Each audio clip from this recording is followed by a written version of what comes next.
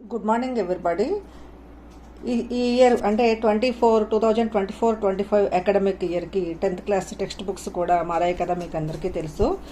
Last year 9th class ఎలా అయితే change అయ్యి కొత్త బుక్ వచ్చిందో, ఈ సంవత్సరం కూడా అలాగే వచ్చిందనమాట. ఇదన్నమాట టెక్స్ట్ బుక్. దీంట్లో స్పర్శ సంచయనం ఒకే బుక్లో ఇచ్చాడు. లాస్ట్ ఇయర్ ఏంటంటే కొంచెం ఈ లెటర్స్ కూడా చాలా చిన్నవిగా ఉన్నాయని అన్నారు కదా, ఇప్పుడు అలా కాకుండా ఇచ్చాడనమాట. దీంట్లో నుంచి మనం కొన్ని లెసన్స్ అయితే చెప్పుకుందాము. ఫస్ట్ 10th క్లాసు పద్యఖండ నుంచి కబీర్ అంటే స్పర్శ అనేటువంటి విభాగం నుంచి పద్యఖండలో అంటే పద్యాలు ఇచ్చాడనమాట, పోయమ్స్ అనమాట. పద్యఖండ గద్యఖండ అని 2 భాగాలుగా ఇచ్చాడు. ఇక్కడ కబీర్ రాసినటువంటి సాఖి అనేటువంటి పద దోహాలు అనమాట. వీటి గురించి చెప్పుకుందాం. మొదటి పాఠం చూద్దాం. ముందు కవి పరిచయం చూద్దాము.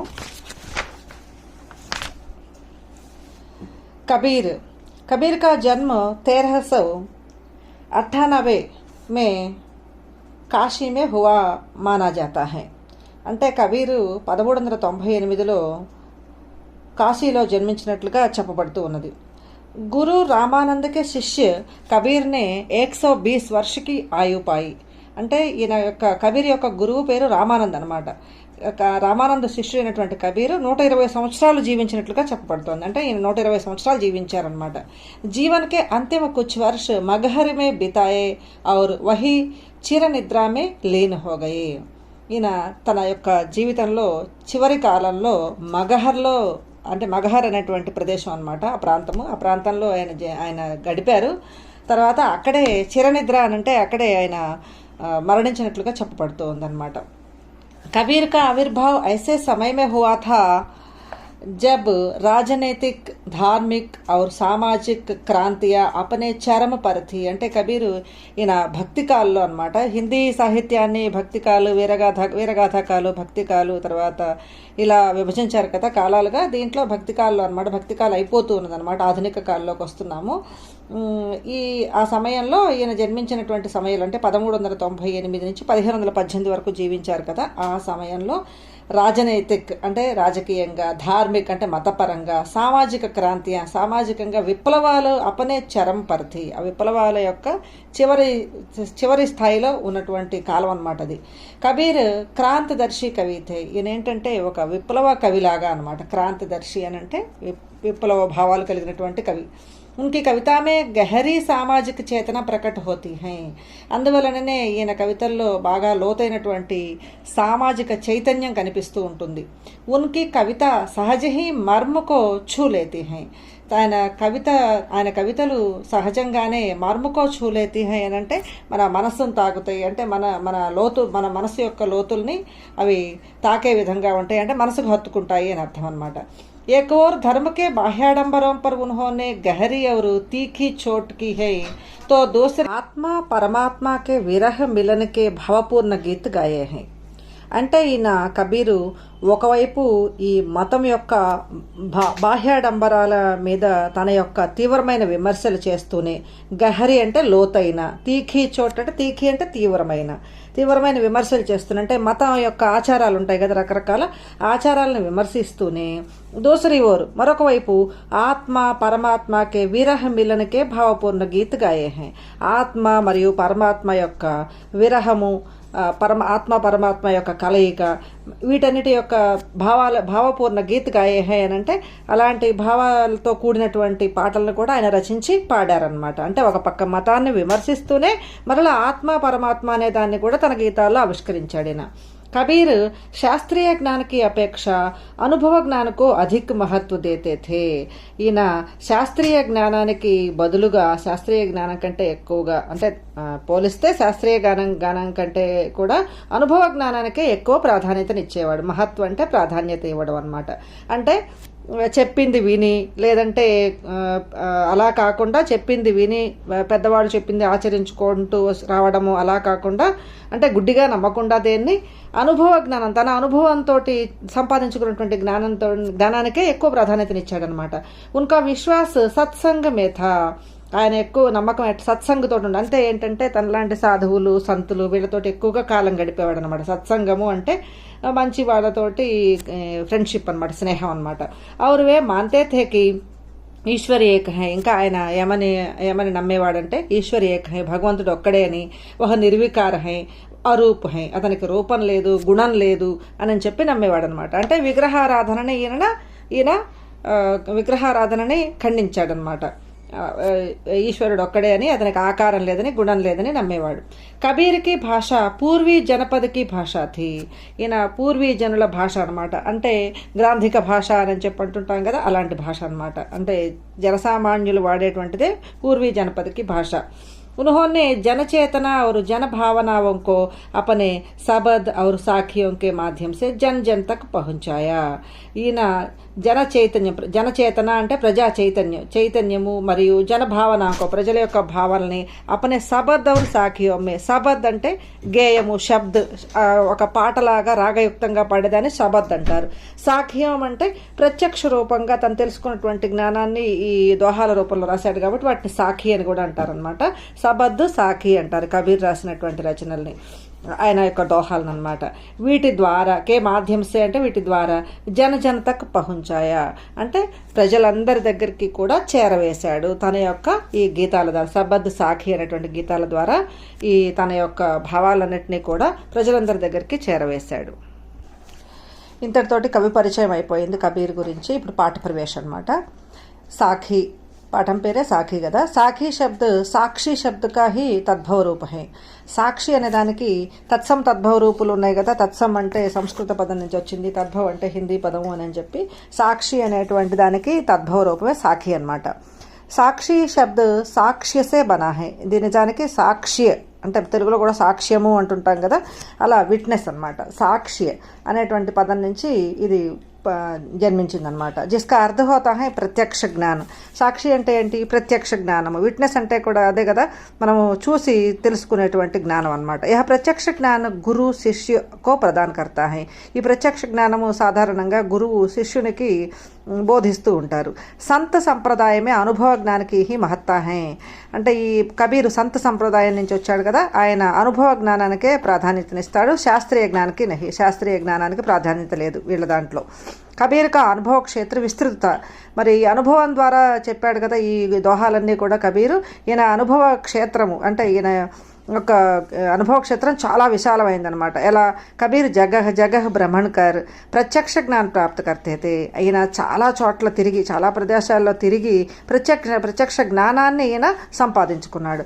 అతః ఉన్కే ద్వారా రచిత సాఖియోं में అవధి, రాజస్థానీ, భోజ్పురి और పంజాబీ భాషాओं के शब्दों का प्रभाव స్పష్ట దిఖాయి పడతా హై. అంటే ఈయన అనేక ప్రదేశాల్లో తిరగటం వల్ల ఈయన రచించినటువంటి సాఖియోं में అంటే ఈ సాఖి అనేటువంటి దోహాల్లో అవధి, రాజస్థానీ, భోజ్పురి, పంజాబీ ఇలా రకరకాల భాషల యొక్క పదాలు అనేవి ప్రయోగించడం జరిగిందనమాట. అవన్నీ కనిపిస్తూ ఉంటాయి మనకి. ఇసీ కారణం ఉనికి భాషకు పంచమేల్ కిచిడి కహా జాతా హై. అందుకనే దీన్ని పంచమేల్ కిచిడి అంటారు. కిచిడి అంటే కూడా అన్ని రకాలు కలిపి వండేటువంటిది కదా కిచిడి అంటే.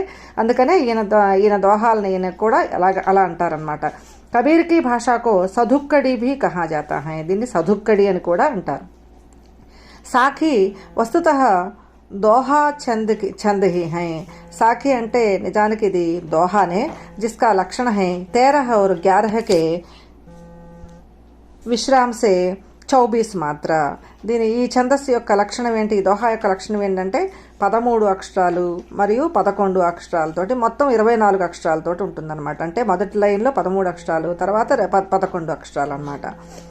प्रस्तुत पाठ की साखिया प्रमाण है कि सत्य की साक्षी देता हुआ ही गुरु शिष्य को जीवन के तत्वज्ञान की शिक्षा देता है.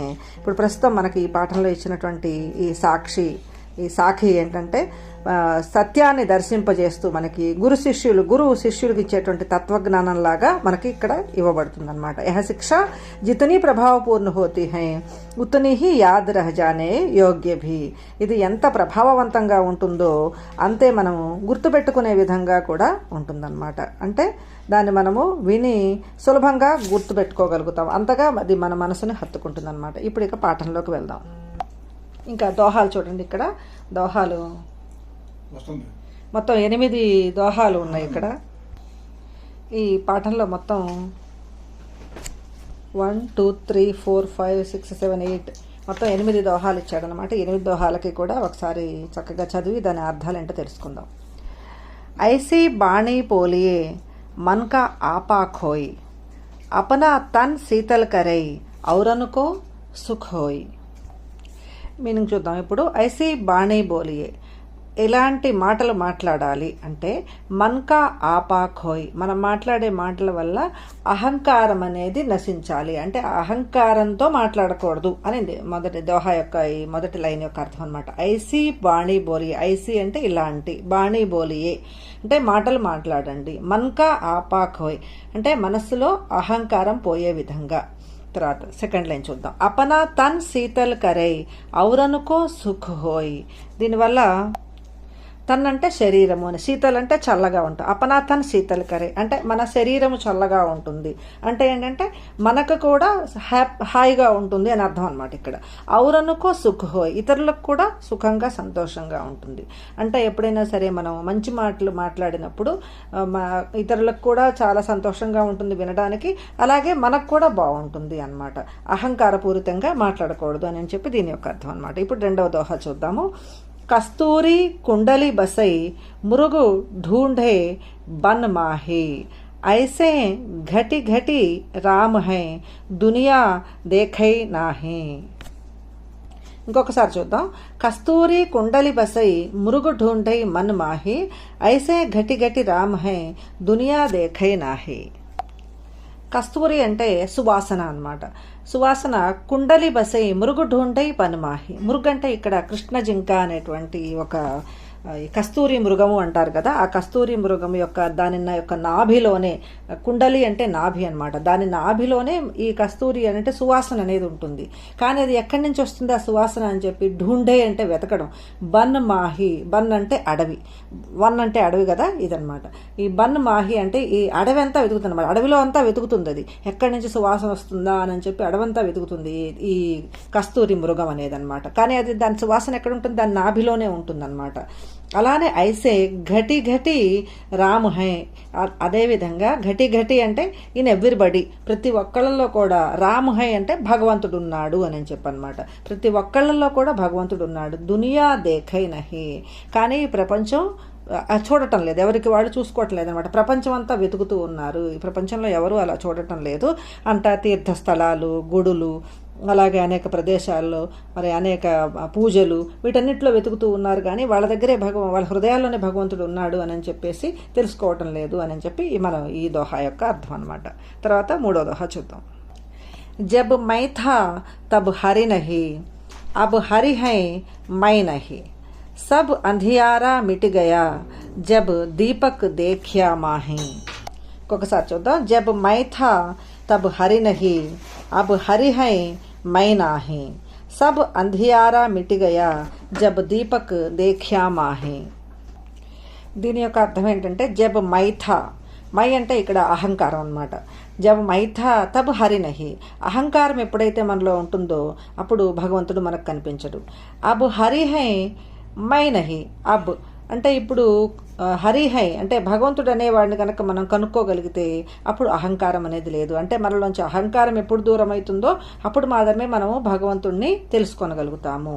ఎలా అంటే ఇది సబ్ అంధియారా మిట్ గయా జబ్ దీపక్ దేఖ్యా మాహి, ఎప్పుడైతే దీపక్ అంటే దీపాన్ని వెలిగించగానే నా అంధకారం అంతా కూడా మాయమైపోతుంది కదా, చీకటంతా దూరం అయిపోతుంది కదా, అట్లానే దీపం వెలిగించగానే మరి చీకటంతా దూరం అయిపోయి ఎలా అయితే వెలుతురుతో నింపబడుతుందో అహంకారం అనేది పోతే భగవంతుణ్ణి మనము కనుక్కొనగలుగుతాము, చూడగలుగుతాము. అంటే అజ్ఞానాన్ని పోగొట్టుకోవాలి అని చెప్పి ఇక్కడ అర్థం అనమాట.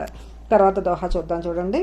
సుఖియా సబ్ సంసార హై ఖాయై అరు సోవై దుఖియా దాస్ కబీర్ హై జాగై అరు రోవై. మరలా ఇంకొకసారి చూడండి. సుఖియా సబ్ సంసార్ హై ఖాయై అరు సోవై దుఖియా దాస్ కబీర్ హై జాగై అరు రోవై.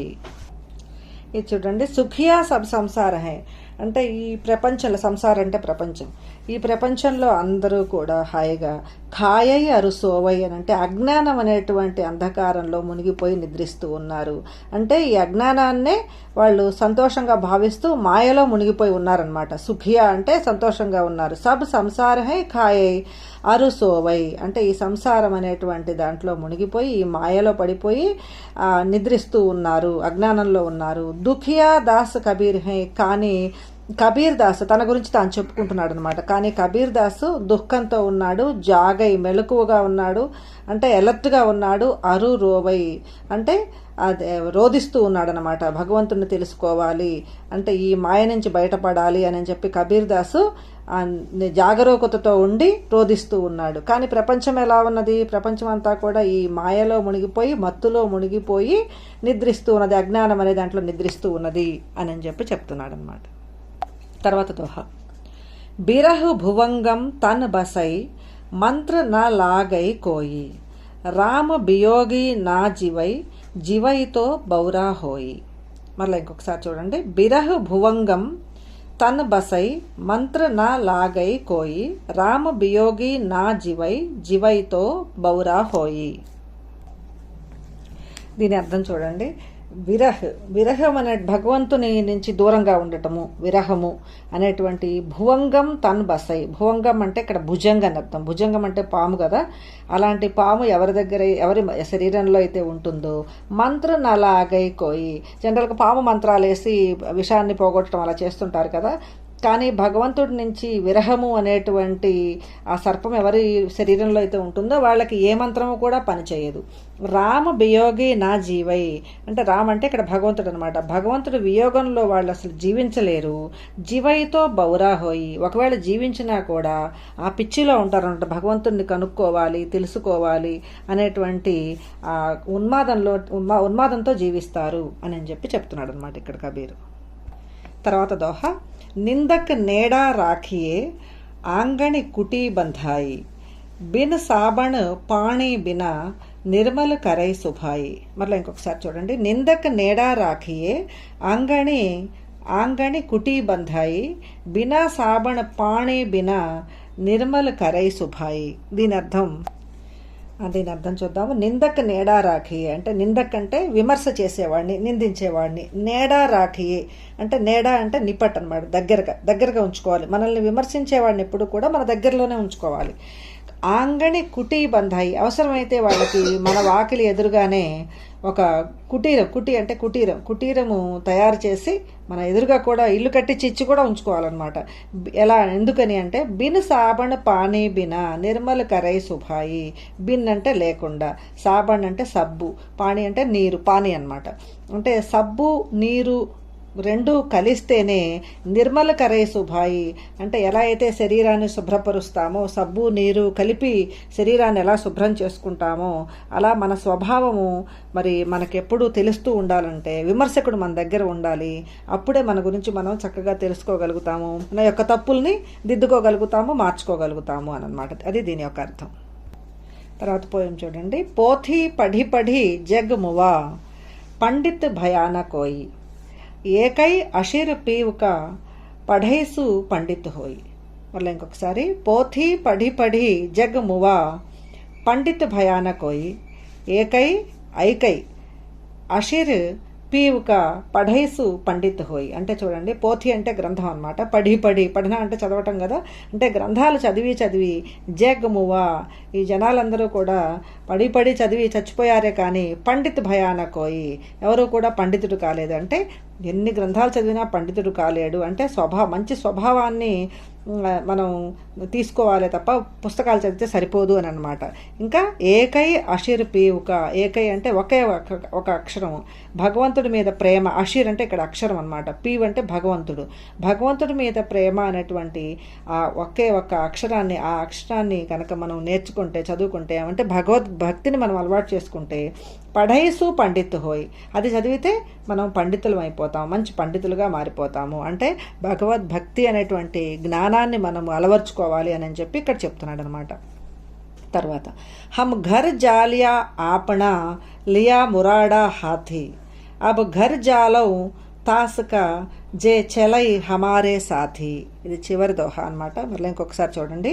హమ్ ఘర్ జాలియా ఆపణ లియా మురాడా హాథీ అబ్ ఘర్ జాలౌ తాసుక జే చలై హమారే సాథీ. దీని యొక్క అర్థం చూడండి. హమ్ ఘర్ జాలియా ఆపణ, నేను ఈశ్వరి, ఇక్కడ మురాడా లియా మురాడా హాతి అని అంటే తీసుకొని, మురాడా అని అంటే మండేటువంటి ఒక కట్టె అనమాట. అంటే ఈశ్వర భక్తితో కాలుతున్నటువంటి కట్టెతోటి మాయామోహం అనేటువంటి ఇంటిని కాల్చివేశాను. ఘర్ అంటే ఇల్లు కదా, ఈ ఘర్ జాలియా ఆపణ అని అంటే ఇంటిని కాల్చివేయటం అంటే ఇక్కడ మాయామోహం అనేటువంటి ఇంటిని కాల్చివేశాను. దేన్ని తీసుకొని? భగవంతుని భక్తి అనేటువంటి మురాడా హాతి. హాతి అంటే చేతిలోకి తీసుకోవడం. భగవంతుని భక్తి అనేటువంటి జ్ఞానం అనేటువంటి మండే కట్టెను తీసుకొని మాయామోహం అనే ఇంటిని కాల్చివేశాను నేను. అబ్ ఘర్ జాలౌ తాసుక జే చలై హమారే సాథీ. ఇప్పుడు ఈ నాతో పాటు ఇంకెవరైనా భక్తి మార్గంలో వెళ్ళడానికి ఎవరైనా గనక వచ్చేటట్లయితే వాళ్ళ యొక్క సాంసారిక మోహవాంఛలు అనేటువంటి ఇంటిని కూడా నేను కాలుస్తాను. అప్పుడు ఘర్ జాలవ్ తాసుక, తాస్ అంటే ఇతరులు అనమాట. నేను ఇతరుల ఇళ్లను కూడా కాలుస్తాను. జే చలై హమారే సాథీ, నాతో పాటు వచ్చేటువంటి, నాతో పాటు జ్ఞానాన్ని భగవద్భక్తిని ఎవరైనా అలవర్చుకోవాలని నాతో వచ్చేటట్లయితే వాళ్ళ యొక్క సాంసారిక మోహాలని, అలాగే వాళ్ళ యొక్క వాంఛలు అనేటువంటి వాటిని, ఇంటిని నేను కాలుస్తాను. అవి కాల్చి భగవంతుని ఎడ్ల ప్రేమ భావాన్ని మేలుకొల్పుతాను అని చెప్పి దీని యొక్క అర్థం అన్నమాట. ఆత్మ పరమాత్మకే